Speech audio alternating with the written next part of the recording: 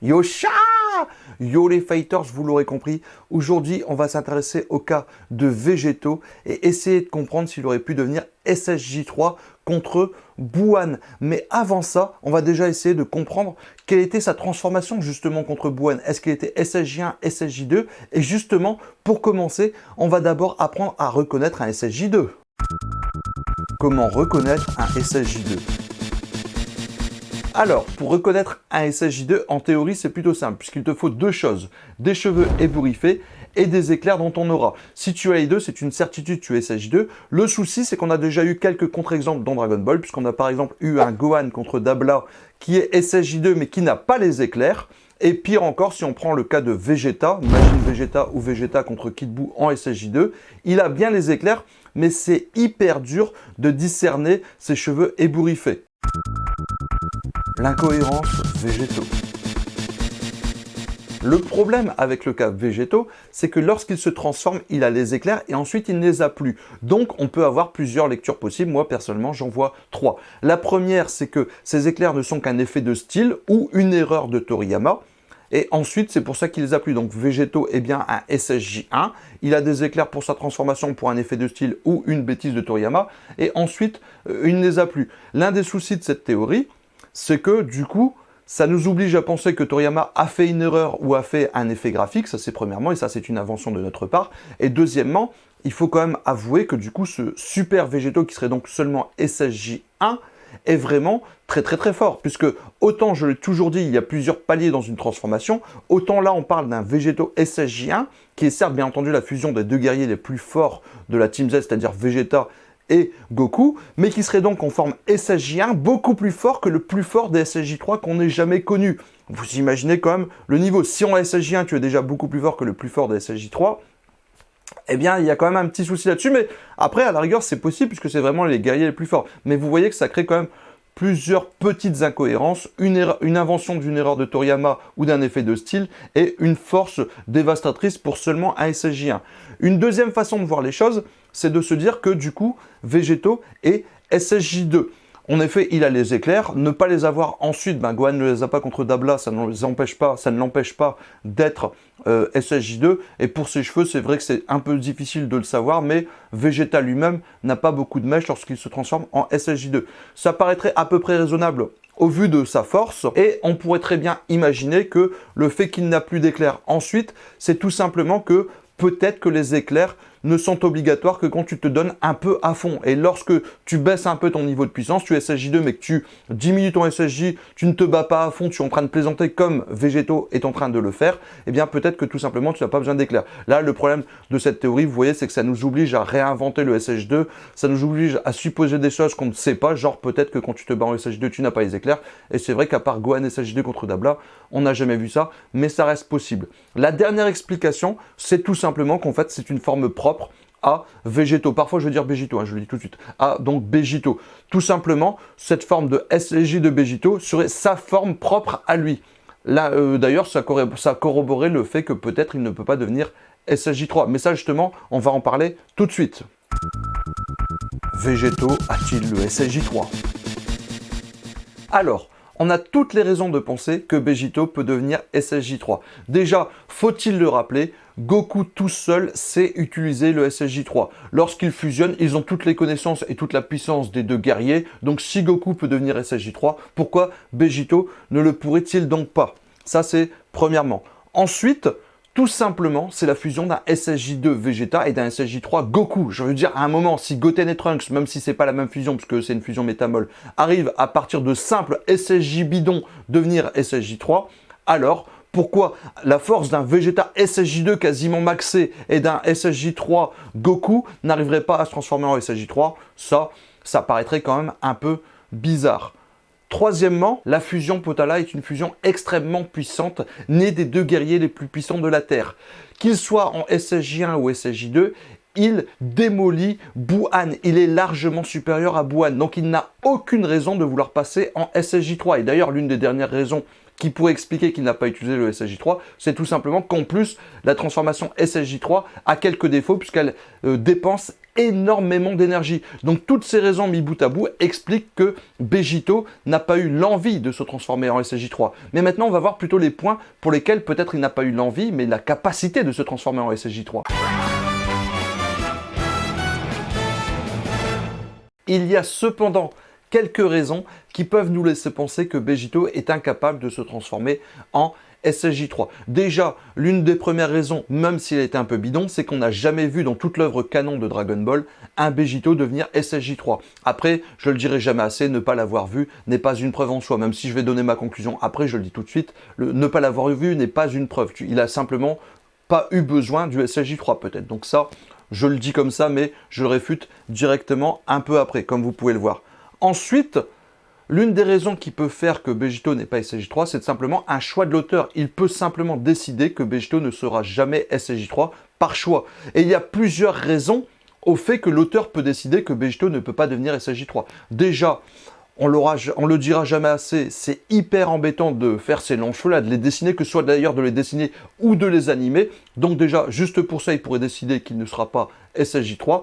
Ensuite, c'est aussi pour pouvoir reconnaître les personnages. Ce que je veux dire par là, c'est que si tous les personnages de la série Dragon Ball qui avaient atteint un niveau SSJ3 avaient eu des longs cheveux, pour pouvoir les reconnaître, ça aurait été compliqué. Regardez là, faisons un petit test comme ça, ne trichez pas s'il vous plaît, faites-le en commentaire ou faites-le honnêtement dans votre tête. Je vais vous montrer 3 personnages, essayez de me dire qui sont ces personnages. Allez-y.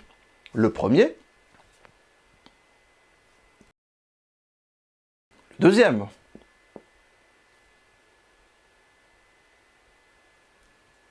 Et le troisième. Vous avez sûrement répondu Gotenks, Goku SSJ3 et Vegeta SSJ3. Et si c'est le cas, félicitations à vous, vous avez complètement tort, puisque le deuxième personnage, ce n'était autre que Begito SSJ3, pour qui j'ai changé les couleurs de ses habits. Je vais vous le montrer là tout de suite.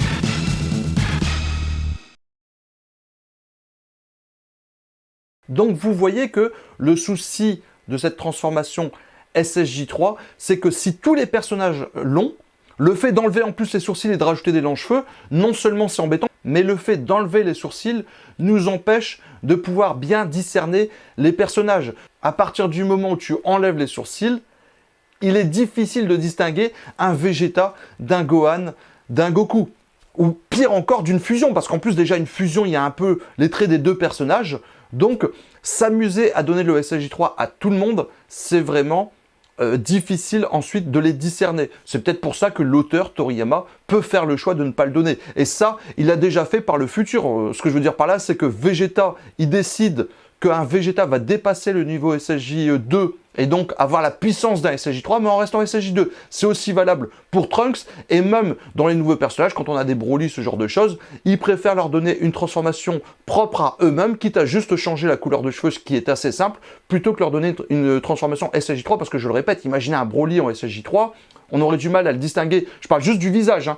On aurait du mal de visage à le distinguer d'un Gohan, d'un Vegeta ou d'un Goku, ou pire d'une fusion qui est vraiment les traits de deux personnages en même temps. Et donc, vraiment, là je le répète, mais quand vous regardez un Begito SSJ3, franchement, il ressemble beaucoup trop à un Goku SSJ3.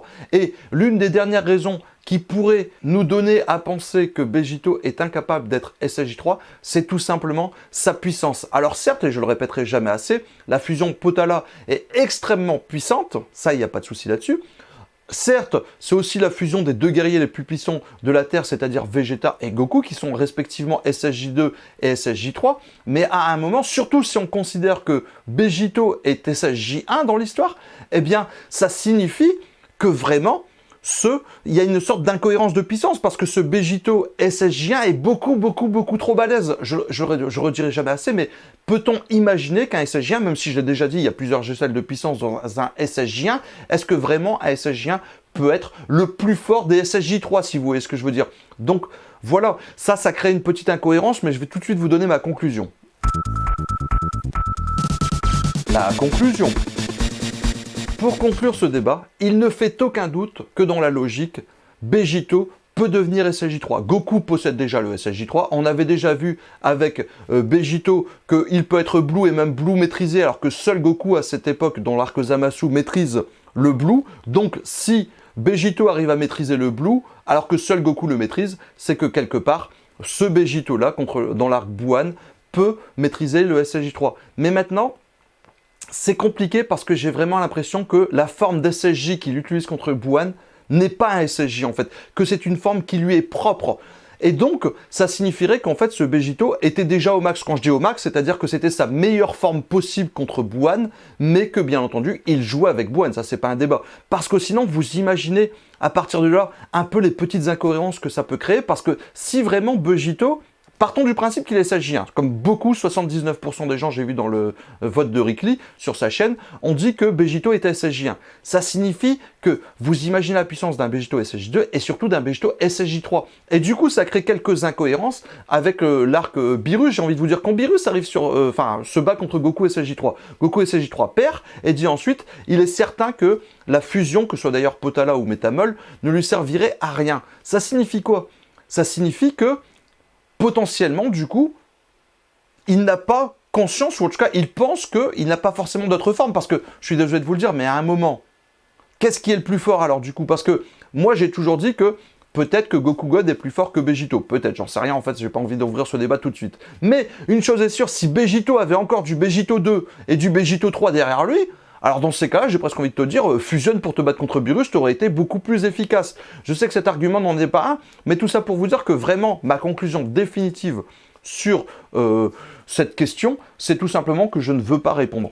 Que je ne veux pas répondre. C'est pas que je veux pas répondre, c'est que je ne peux pas répondre. Parce qu'il y a autant d'arguments en faveur de l'un qu'en faveur de l'autre. Du coup, c'est difficile d'être catégorique sur ce débat. C'est vrai que la logique t'oblige à penser qu'il peut être SSJ3, mais d'un autre côté, on n'a jamais vu une fusion Potala pour l'instant se transformer en SSJ3. Donc est-ce que la fusion Potala ne te donnerait pas justement une sorte de transformation propre à toi-même, ce qui serait une sorte de SSJ avec un petit peu d'éclair au départ, et c'est tout.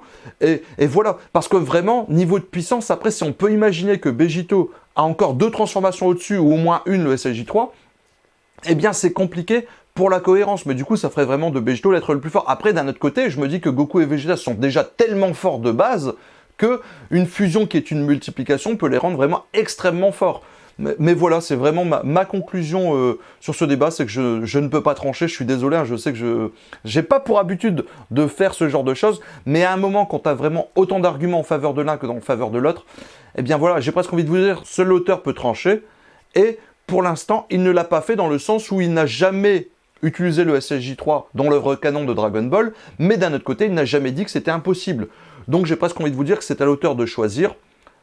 Au niveau de la logique, on pourrait penser qu'il peut devenir SSJ3, d'un autre côté, on ne l'a jamais vu. Il faut absolument que là, pour le coup, Toriyama nous réponde à cette question. Je sais que c'est assez décevant, mais c'est un peu comme sur le choix de la transformation que Vegito avait contre Buan. On ne sait vraiment pas s'il est 1, 2 ou une transformation propre. Et tous ceux qui me répondent de façon catégorique, eh ben, je suis désolé de vous le dire, mais si vous répondez de façon catégorique, c'est une sorte de malhonnêteté intellectuelle dans le sens où il y aura toujours des problèmes. Que vous choisissez qu'il soit SSJ1, SSJ2 ou une transformation propre, on a toujours des problèmes pour l'explication. Donc c'est vraiment à l'auteur d'en parler. Ah, maintenant, est-ce que c'est vraiment si important que ça de le savoir?